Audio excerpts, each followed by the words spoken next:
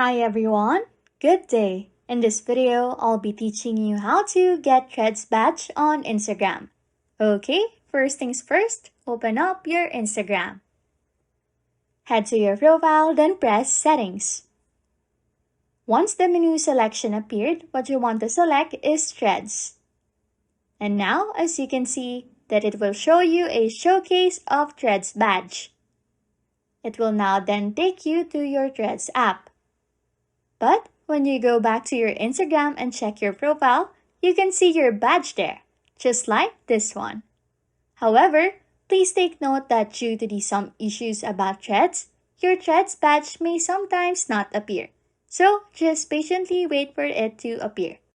Anyways, if you like content like this, don't forget to subscribe to this channel or comment down below any tutorials you want us to make so we can help you. And that's it. You can now get Threads badge on Instagram. Thanks for watching and happy scrolling.